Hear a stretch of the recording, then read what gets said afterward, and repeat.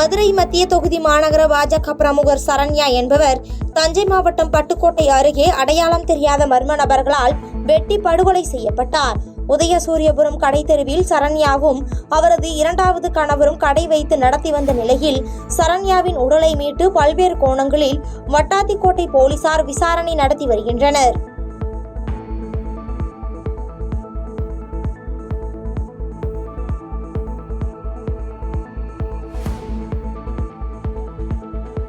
நாகை அருகே செம்பியன் ஆத்தூரில் உள்ள திரௌபதி அம்மன் ஆலய தீமிதி திருவிழா சிறப்பாக நடைபெற்றது. இதில் சுற்றுவட்டார பகுதிகளைச் சேர்ந்த திரளான பக்தர்கள் பங்கேற்று தங்களது நேர்த்திக்கடனை செலுத்தி சுவாமி தரிசனம் செய்தனர்.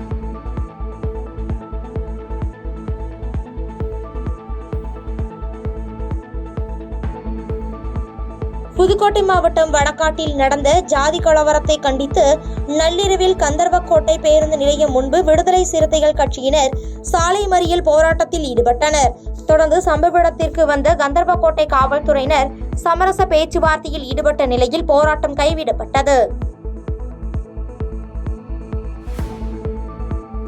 புதுச்சேரி மாநிலம் காரைக்கால் அடுத்த அம்பகரத்தூரில் அமைந்துள்ள ஸ்ரீ மகாமாரியம்மன் ஆலய திருவிழா பூச்சொரித்தல் உற்சவத்துடன் துவங்கியது. விழாவில் ஆலய அறங்காவலர் குழு நிர்வாகிகள் உள்ளிட்ட ஏராளமான பக்தர்கள் கலந்து கொண்டு சுவாமி தரிசனம் செய்தனர்.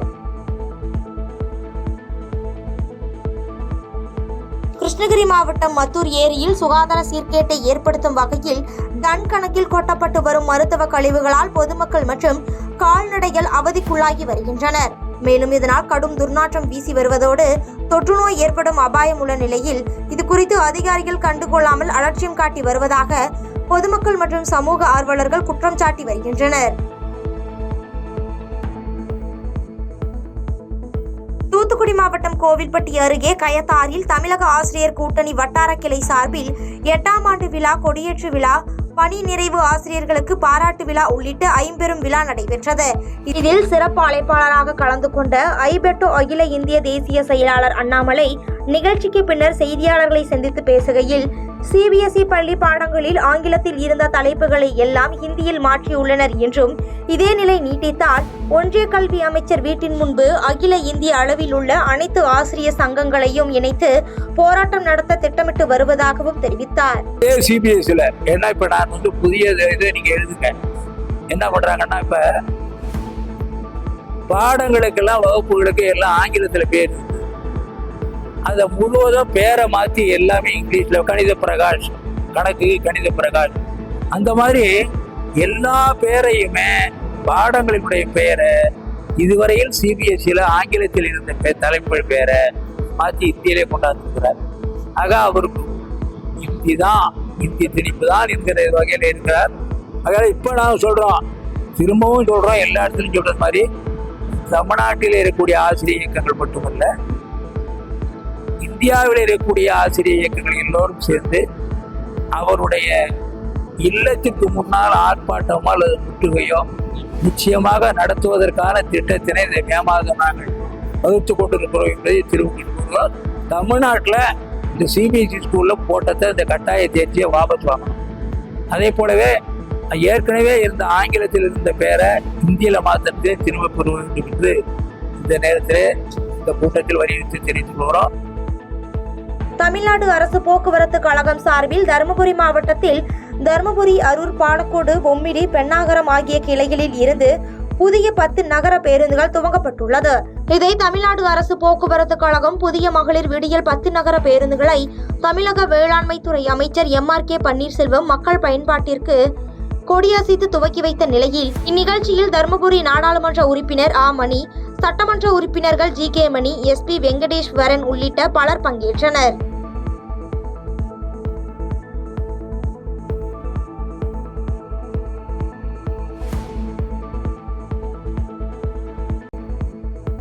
திருவள்ளூரில் உள்ள ஸ்ரீ வைத்திய வீரராகவ பெருமாள் கோயில் குளத்தில் 3 பாடசாலை மாணவர்கள் மூழ்கி பரிதாபமாக உயிரிழந்தனர்.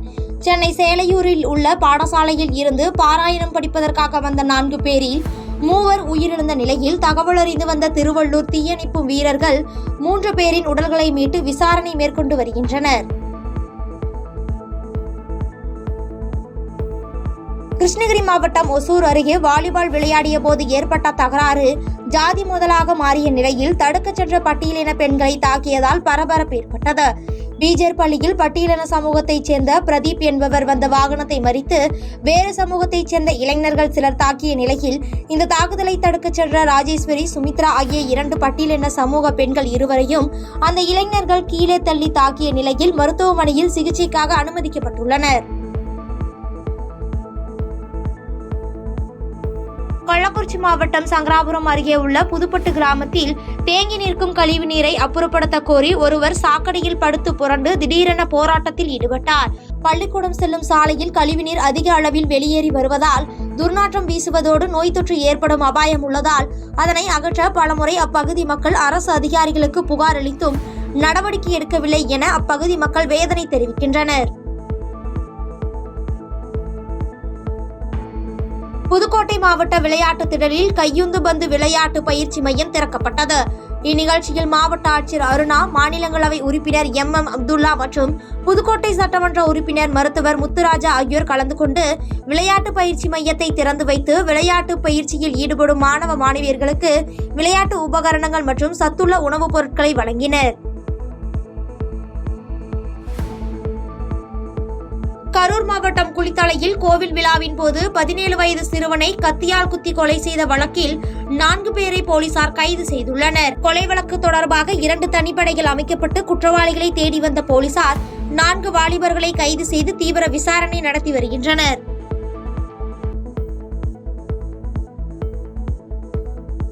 செய்திகளை உடனுக்குடன் தெரிந்து கொள்ள கீழ்கண்ட கேபிள் மற்றும் DTH நெட்வொர்க்குகளில் எம்நாடு செய்தி தொலைக்காட்சியை காணுங்கள்.